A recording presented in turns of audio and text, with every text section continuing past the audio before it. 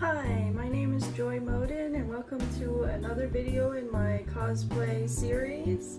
In this video we'll be actually making something. We'll be doing a bracer, which will be the arm armor for most characters, especially superheroes.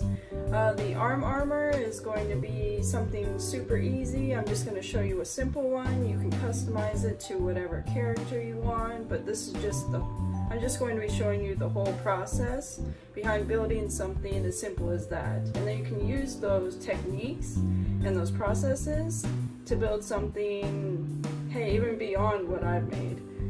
But they're just basic. I'm just going to be showing you the basic processes and materials and the steps on how to do something like that. So without further ado, let's get started. As you can see here, I've actually drawn out a very simple bracer and I'm gonna cut it out. It's nothing fancy, it's just something I thought would fit my arm, and I thought it would just be really simple to put together. So I'm going to cut this out. Once that's cut out, I'll discard the excess. So you can see right here the pattern, and this would go on your arm, like so. So what I got here are two thicknesses of foam. This one is a thinner foam, and this one is a 5mm. This one is a, I think, 2 to 3mm. So we'll use the thicker one for the actual van brace or the bracer. And what you're gonna do here is just lay that on top. Use this as your template. And I have a silver marker here. So I'm gonna trace around this here. Hope you can see that. This marker just seems to be running out of ink. Should have grabbed a different one. But yeah, this one, you'll just trace around it like so. And there you have it. So you can see the outline in silver. Alright, so we're going to have this.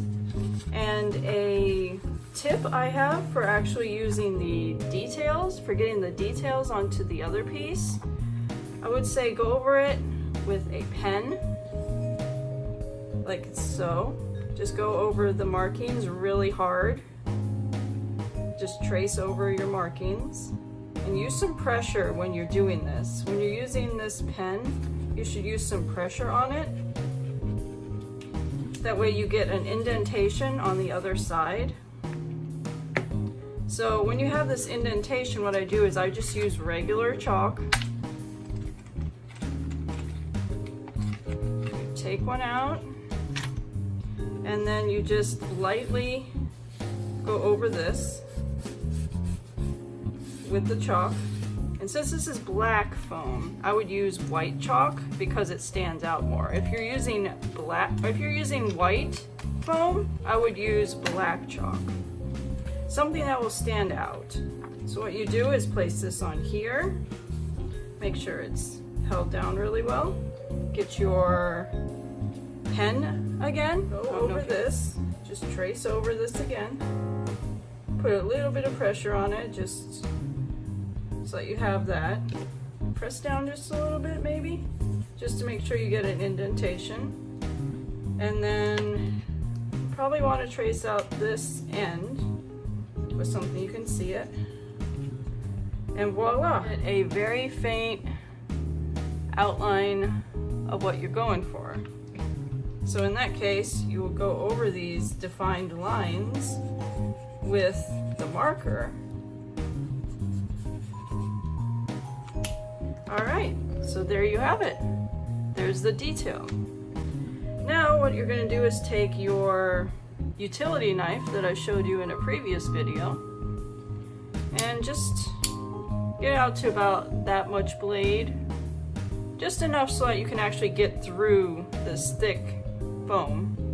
And normally I would recommend, if this is your first time using these, if you're nervous about it, use cut-proof gloves. That's very important, but I've been using this for I'm very comfortable with using this, so I'm not worried about cutting myself currently. So you just cut all the way through and make sure I have actual cardboard on this table as well as this paper. This paper is to protect my table, and so is the cardboard below it. But you just go through that like so. Clean cuts. This is why I emphasize having a very sharp knife or very sharp blade in earlier videos, because it makes it so much easier to cut through these like butter. And then this right here, pop that out. It's not perfect, but we're not going for perfection here. Now we do this one. This is the thicker foam, so you might want to have it out just a little bit more, just to make it easier on you. So just cut with the lines. Remember to have something laid down on your table or a surface you don't mind having punctured. I'm gonna go for that a little bit more. And voila! You have your two pieces that will be for your bracer.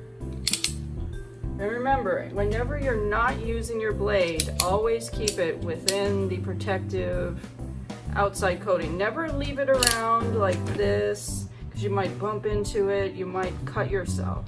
Always store it like this when you lay it down or whenever you're not actively using it, because that'll be very important and you'll save yourself a lot of pain.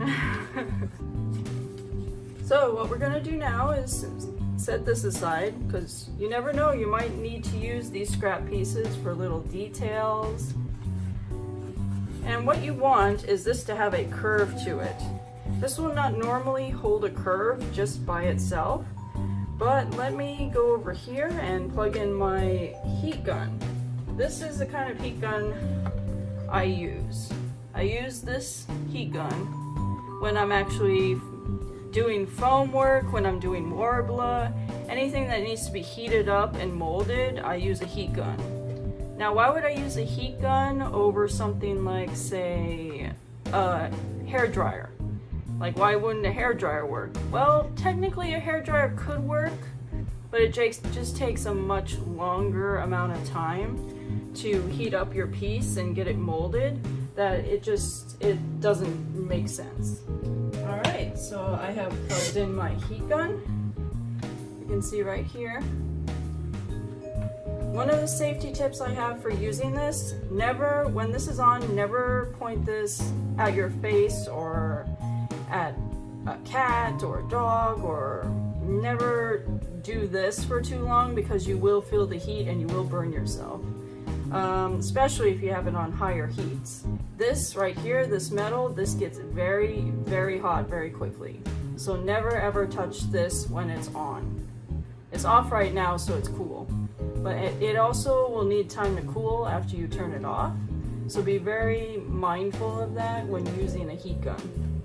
Alright, so let's go to molding this. I usually turn it on, I don't know if you can see here, but there's a low heat, there's a high and a low heat setting and off. I like to turn it to low, pointing down. So you turn it to low and then just start going over your piece. Just keep it moving. You gotta keep it circulating, that way you don't get one place too hot or you don't burn your plastic. Also have very good ventilation in the area you're working in. Good ventilation is also important. So this is hot enough that you can actually just start bending it. Could be a little bit hotter than this, but this will do. This will work. So basically you're going to start molding this, and then it will hold a curve. As long as it fits on your arm, all right? See, you have a nice curve going. That's all that really matters. But yes, it will keep this curve now that it's been heated up. And just for the sake of doing this, we'll heat this one up as well, real quick.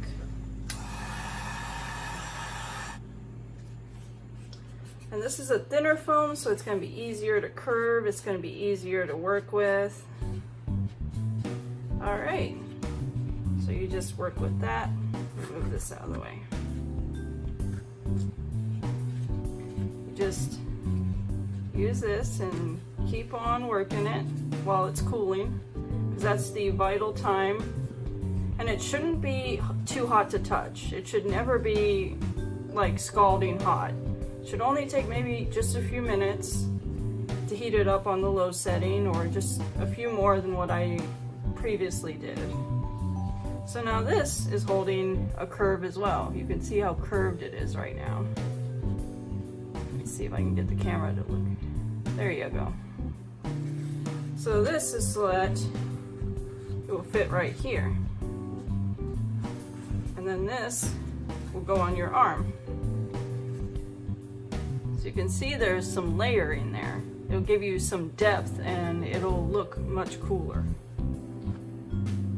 Alright, so how do we attach these two together? Well, that's where my handy dandy glue stick comes in handy. Alright, so this is on. I specifically got a glue gun with an on-off switch. As you can see there, this is off. Turning this one on now. And you can see the indicator light here. As with the heat gun, this also has a very, very hot tip. Like this metal tip right here will get very, very hot, and it will sometimes drip a little bit of glue, which is why I have this right here. It's just a little piece of cardboard I got scrap off of some boxes. I just like to have that to set the tip on when I'm not using it. This is technically a no drip gun, and I haven't had that many issues with dripping for it, even if I've left it on for a long time. So you can look at different options for glue guns. This one just happened to be a good one for me. And what we'll be using today as well is black gesso, and here's some paints as well that we will be using.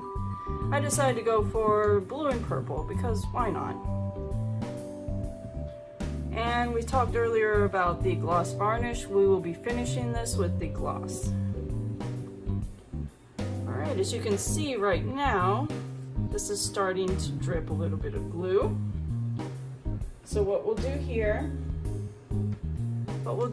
is glue this onto this.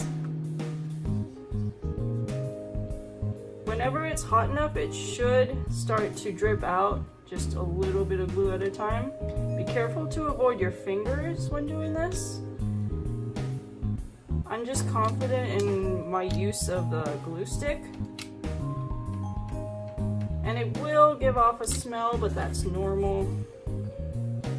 And you'll want to quickly place this right onto the project. And then just hold it there, give it some pressure for a few seconds, just until you can tell that the glue is holding. Hot glue does tend to give off little wisps, little webbings of glue when you pull away from it. Like when you set some down, you might get these little wisps. Just like pull those away, they will snap away easily. And pretty soon your hot glue will not be hot anymore. Remember to always turn off your glue gun after you're done using it.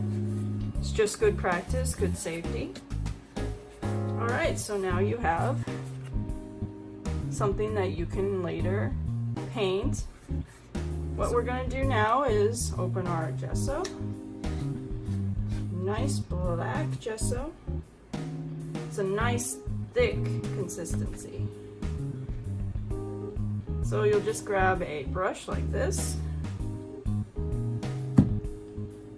and then just start painting it on like this.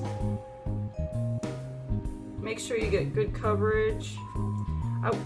Normally I would do maybe 2 coatings of gesso, sometimes 3 if I want a really good coating. Paint this on, let it dry, get the edges if you want. If the edges are going to be showing in your project, you should get the edges as well. It's a little bit messy, but it's the price you pay for good cosplay. So now that that has a layer on it, you will see the downside of painting this by hand versus actually spray painting is that you will get some of those brush strokes. But in my opinion, it gives it a really homemade look. It gives it a really personal touch to it. Sure, you get under all these edges as well. Because you will be painting all of this. It'll all be visible. Alright, so we'll put a lid on that. And we'll let that dry for a little bit. And we'll come back to it. And then we'll start painting. Alright, so through the magic of editing, it's been about 35 minutes and it is dry to the touch. I would recommend going at least an hour before painting over it. So let's get started painting it. Alright, we'll get some purple and some blue. That should be enough purple. And then we have some blue right here. Very pretty shade of blue. So you can see the two colors there. And I have two brushes, that way I don't have to wash out one first. What I did with my other brush was I walked off and I went to go clean it out. Always clean your brushes before the paint gets dry on them, otherwise you're gonna go through so many brushes. Alright, so for now we'll do purple. And you can see even with just a little bit of amount of time of drying, you get this really nice surface that you can paint on. If I had not taken the time to prime this before painting, this would be a much more arduous process. It would be soaking up your paint while you're painting it on, and you would have to waste so much paint to get the effect that you want. I like to paint it on. You can spray paint as well. Spray painting will give you a much smoother coating,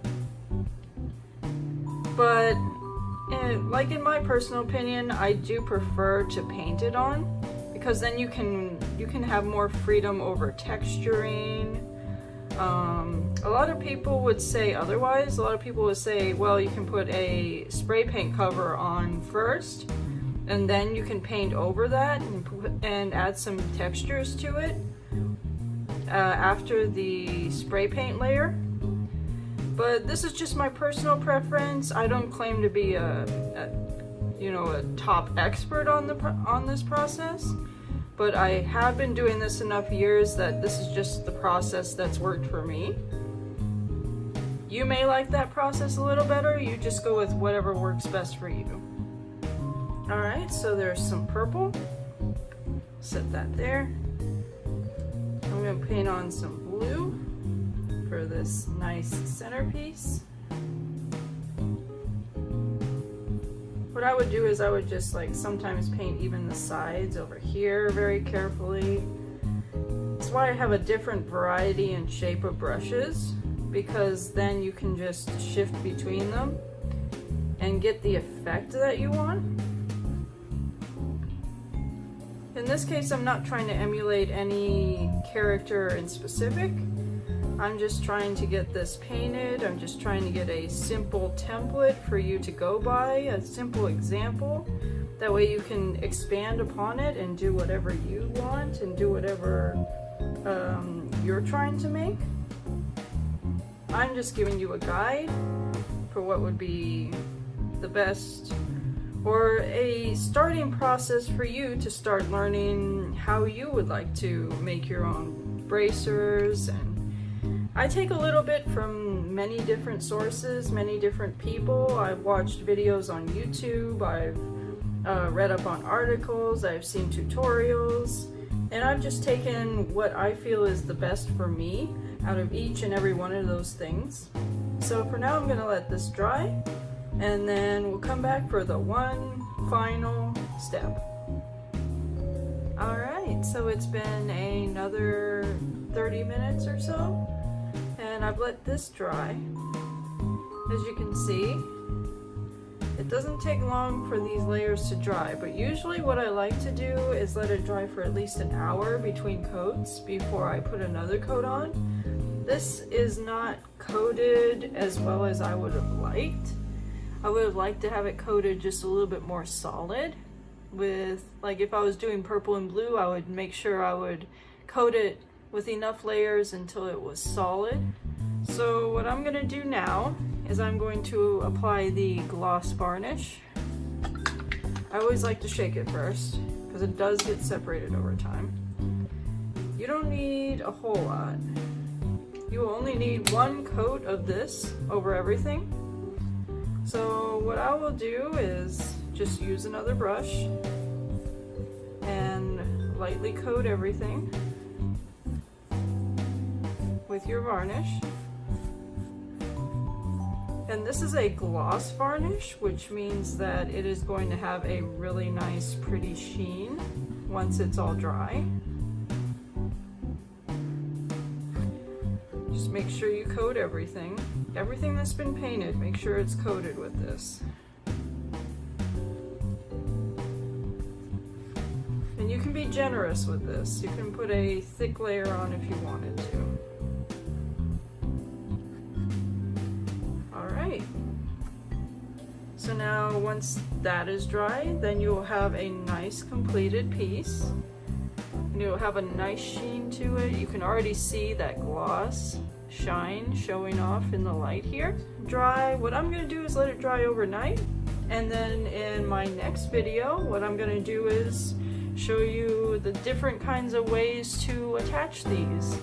There's elastic straps, there's Velcro, there's even buckles. So I will show you all these different techniques and then even show you some ways to use Worbla in my next video. Thank you for watching, and I'll see you later.